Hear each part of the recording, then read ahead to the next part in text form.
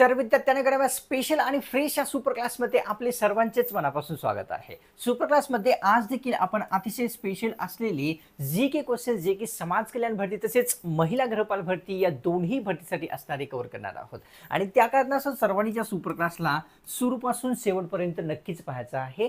तसेच विद्यार्थ्यांनो तुम्ही जर चॅनलवर नवीन आला असाल तर काय करायचं आहे, चॅनलला सर्वप्रथम सबस्क्राइब करून घ्यायचं आहे। कोणत्याही कारणास्तव जर सबस्क्राइब नसेल केलेले लगेच करून घ्या। सबस्क्राइब करणे एकदम फ्री असते। सबस्क्राइब केल्याने काय होईल की पुढची सुपर क्लास आपल्या चॅनलवर जेव्हा कधी अपलोड होईल ना त्यातच जी नोटिफिकेशन आहे अपलोड करता तुमच्या स्मार्टफोनवर मोबाईलवर प्राप्त होऊन जाईल या कारणास्तव।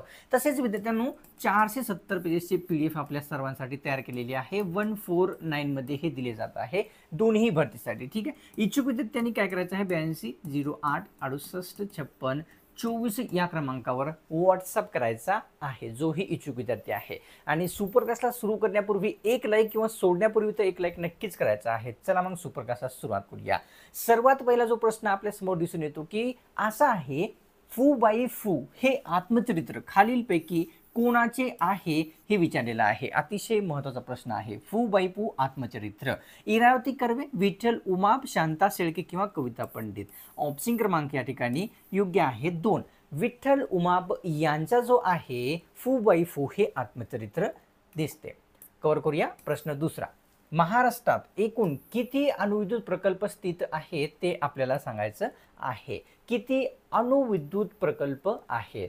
4, 3, 1 किंवा 4? तर ऑप्शन क्रमांक विद्यार्थ्यांनो या ठिकाणी योग्य आहे 2। म्हणजेच 2 जे आहे अणुविद्युत प्रकल्प महाराष्ट्रामध्ये स्थित असलेले आपल्या सर्वांना दिसून येतात।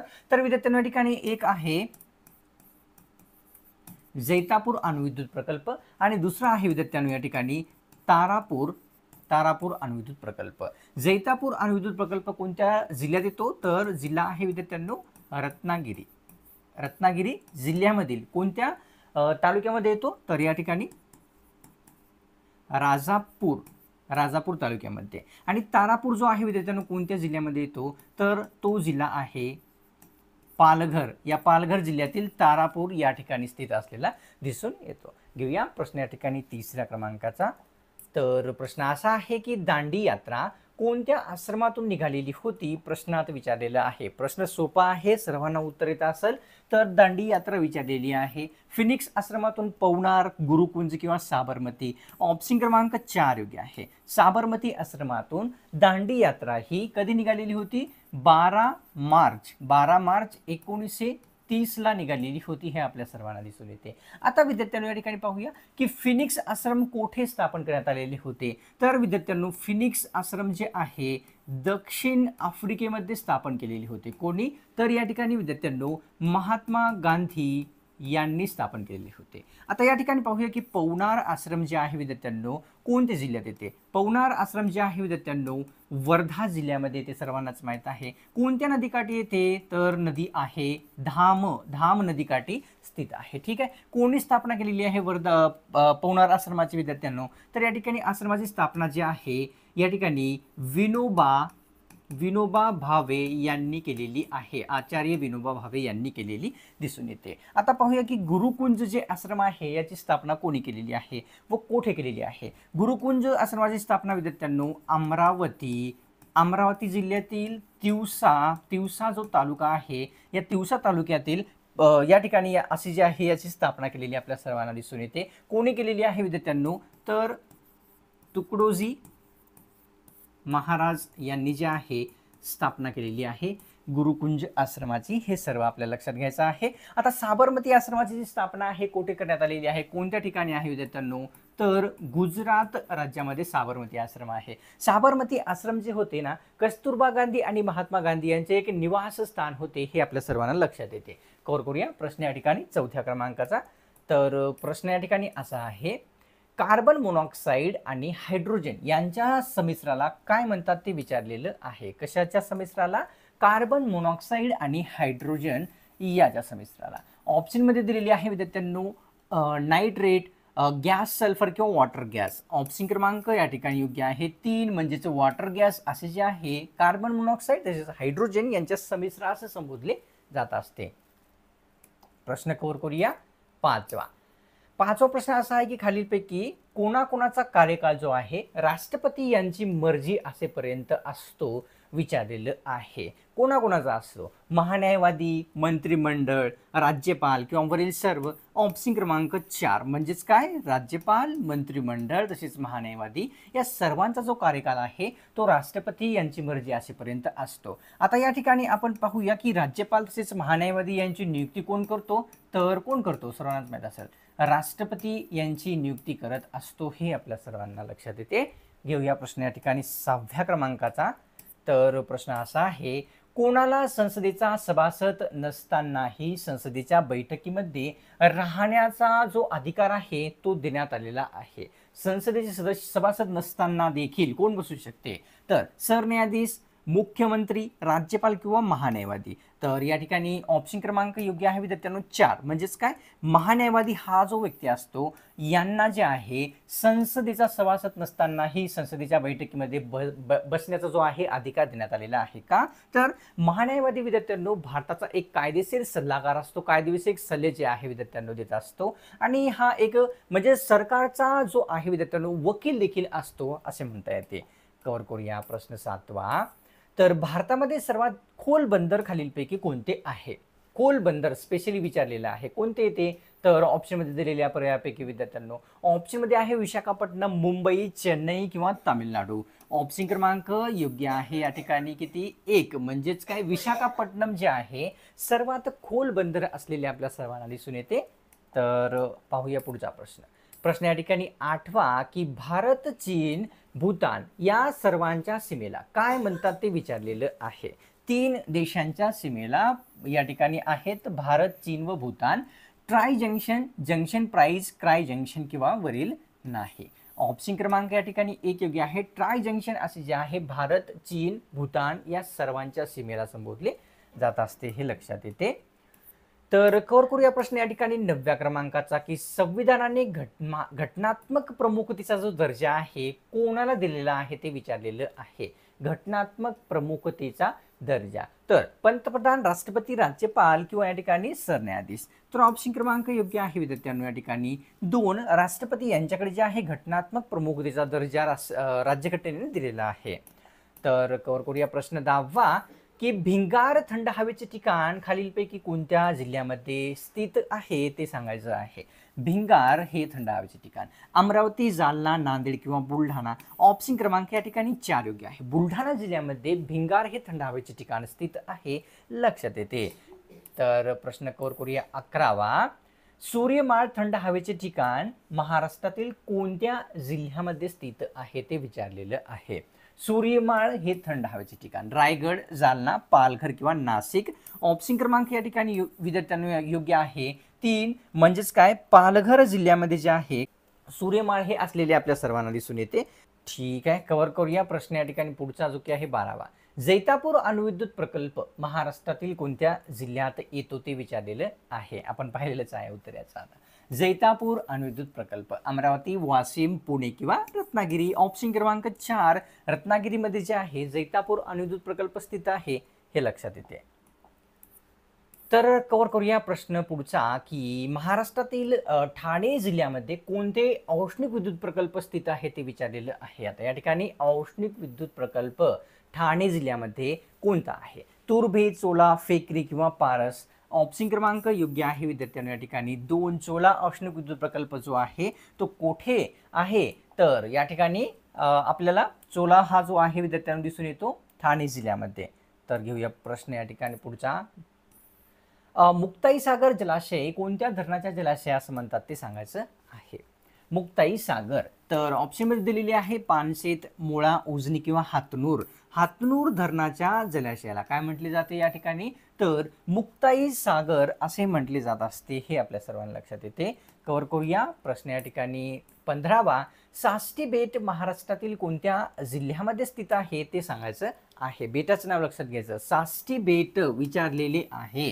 मुंबई शहर, मुंबई उपनगर, वरील दोन्ही किंवा अमरावती. ऑप्शन क्रमांक योग्य आहे या ठिकाणी 3 मुंबई शहर तसेच मुंबई उपनगर या दोन्ही जिल्ह्यात आहे.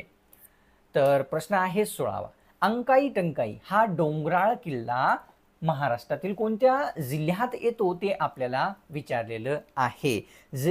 कोणता विचारलेला आहे? डोंगराळ किल्ला अंकाई व टंकाई हा दोन्हीही. तर या ठिकाणी ऑप्शनमध्ये आहेत नागपूर, नाशिक, नांदेड किंवा कोल्हापूर. ऑप्शन क्रमांक या ठिकाणी 2 म्हणजेच अंकाई टंकाई ही डोंगराळ किल्ले जे आहे नाशिकमध्ये स्थित आहेत हे आपल्या सर्वांना लक्षात येते. कव्हर करूया. तर प्रश्न आहे 17वा. पिलकापार टेकड्या महाराष्ट्रातील कोणत्या जिल्ह्यामध्ये स्थित आहेत ते आपल्याला विचारलेलं आहे. कोणत्या? पिलकापार टेकड्या नागपूर, नाशिक, नांदेड किंवा कोल्हापूर. तर या ठिकाणी ऑप्शन क्रमांक विद्यार्थ्यांनो या ठिकाणी 1 योग्य आहे. नागपूरमध्ये पिलकापार टेकड्या स्थित असलेल्या आपल्या सर्वांना लक्षात येतात. घेऊया प्रश्न या ठिकाणी 18वा. तर पुंगी हा लोकनृत्य प्रकार भारतातील कोणत्या राज्याचा आहे ते विचारलेलं आहे. लोकनृत्य प्रकार लक्षात घ्या, पुंगी हा आहे हिमाचल प्रदेश, कर्नाटक, तेलंगणा किंवा अरुणाचल प्रदेश. ऑप्शन क्रमांक या ठिकाणी 1 योग्य आहे. हिमाचल प्रदेशाचा पुंगी हा एक लोकनृत्य प्रकार आहे हे आपल्या सर्वांना लक्षात येते. तर प्रश्न आहे 19वा की कोणत्या धातूपासून बनवलेल्या वस्तू चुंबकाकडे आकर्षित होतात ते आपल्याला सांगायचं आहे. चुंबकाकडे आकर्षित. तर कोबाल्ट, लोखंड, निकेल किंवा वरील सर्व. ऑप्शन क्रमांक 4 म्हणजेच काय? निकेल, लोखंड, कोबाल्ट ह्या सर्व जे वस्तू आहेत कशाकडे? तर चुंबकाकडे आकर्षित होतात हे आपल्या सर्वांना लक्षात येते. तर कव्हर करूया प्रश्न या ठिकाणी 20वा. गुजरात राज्यातील कांडला बंदराचे नवीन नाव खालीलपैकी कोणते आहे ते विचारलेलं आहे. गुजरात राज्यामध्ये कांडला बंदर आहे हे आपल्याला प्रश्नामध्ये उत्तर आणखी एक मिळते. तर या ठिकाणी वल्लभभाई पटेल नाव आहे का? महात्मा गांधी, पंडित नेहरू किंवा दीनदयाल बंदर. ऑप्शन क्रमांक 4 म्हणजेच गुजरात राज्यातील कांडला बंदराचे नवीन नाव काय आहे? दीनदयाल बंदर हे आपल्या सर्वांना लक्षात घ्यायचं आहे. प्रश्न 21वा की सेवाग्राम आश्रम तसेच पवनार आश्रम हे महाराष्ट्रातील कोणत्या जिल्ह्यामध्ये आहेत ते विचारलेलं आहे. कोणते जिल्हे आहेत ते? कोणता जिल्हा आहे तो? अमरावती, बीड, वर्धा किंवा औरंगाबाद. ऑप्शन क्रमांक या ठिकाणी योग्य आहे 3 म्हणजेच वर्धा या जिल्ह्यामध्ये विद्यार्थ्यांना कोणते? सेवाग्राम आश्रम तसेच पवनार आश्रम असलेले दिसतात. मानवी हृदयाची रक्तपंप करण्याची क्षमता प्रति मिनिटे किती असते ते विचारलेलं आहे. हृदयाची रक्तपंप करण्याची क्षमता ही किती? 5 ते 6 लिटर, 4 ते 5, 2 ते 4 किंवा 3 ते 4. ऑप्शन क्रमांक योग्य आहे 2. 4 ते 5 लिटर एवढी जी आहे रक्तपंप करण्याची जी शक्ती असते विद्यार्थ्यांना प्रति मिनिटाची मानवी हृदयाची असते. तर घेऊया प्रश्न 23वा. तर 23वा प्रश्न असा आहे की मानभूम आणि चैबासा लोह खनिज क्षेत्र भारतातील कोणत्या राज्यात येते? लोह खनिज क्षेत्र 2 विचारलेले आहेत. मानभूम, चैबासा. तर पंजाब, बिहार, गुजरात किंवा आसाम. तर ऑप्शन क्रमांक योग्य आहे 2 म्हणजेच बिहारमध्ये जे आहे चैबासा आणि तसेच विद्यार्थ्यांनो मानभूम हे खनिज क्षेत्र आहेत. प्रश्न या ठिकाणी 24वा. महात्मा फुले यांच्या तृतीय रत्न नाटकामध्ये कोणाचे वर्णन केलेले आहे? महात्मा फुले यांचे नाटक तृतीय रत्न आहे. प्रश्नामध्ये मिळते उत्तर विद्यार्थ्यांना दुसरा प्रश्नाचं. तर ब्राह्मणांचे, शूद्रांचे, क्षत्रियांचे किंवा वैश्यांचे. ऑप्शन क्रमांक योग्य आहे 2 म्हणजेच महात्मा फुले यांच्या तृतीय रत्न नाटकामध्ये कोणाचे वर्णन आहे? शूद्रांचे वर्णन असलेले लक्षात येते. कव्हर करूया प्रश्न या ठिकाणी 25वा. फलटण शुगर वर्क हा साखर कारखाना खालीलपैकी कोणत्या जिल्ह्यामध्ये स्थित आहे ते विचारलेलं आहे. फलटण शुगर वर्क साखर कारखाना. तर सातारा, जालना, पालघर, रायगड. ऑप्शन क्रमांक विद्यार्थ्यांनो या ठिकाणी योग्य आहे किती? 1. सातारा जिल्ह्यामध्ये फलटण शुगर वर्क साखर कारखाना स्थित आहे. प्रश्न 26वा. शिवरायांनी कोणत्या देवालयात स्वराज्य स्थापनेची प्रतिज्ञा केली होती ते विचारलेलं आहे. शिवरायांनी कोणत्या देवालयात केलेली होती? रामेश्वर, रायरेश्वर, रायगड. ऑप्शन क्रमांक या ठिकाणी योग्य आहेत या ठिकाणी 2 म्हणजेच शिवरायांनी जे आहे विद्यार्थ्यांनो या ठिकाणी रायरेश्वर या देवालयामध्ये स्वराज्य स्थापनेची प्रतिज्ञा केलेली होती हे लक्षात येते.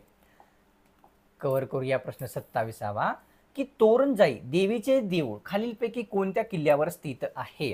तोरणजाई देवीचे देऊळ विचारलेले आहे. तर तोरणागड, रायगड, अजिंक्यतारा किंवा सिंहगड. ऑप्शन क्रमांक 1 या ठिकाणी योग्य आहे. तोरणागड या किल्ल्यावर तोरणजाई देवीचे देऊळ आहे हे आपल्याला लक्षात येते.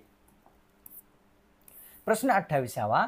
प्राणहिता ही प्रसिद्ध नदी एकूण किती नद्यांच्या संगमातून तयार झालेली आहे ते आपल्याला विचारलेलं आहे. किती नद्यांच्या संगमातून प्राणहिता ही नदी तयार झालेली आहे? 1, 2, 3 किंवा या ठिकाणी 4. तर ऑप्शन क्रमांक विद्यार्थ्यांनो या ठिकाणी योग्य आहे. कोणती?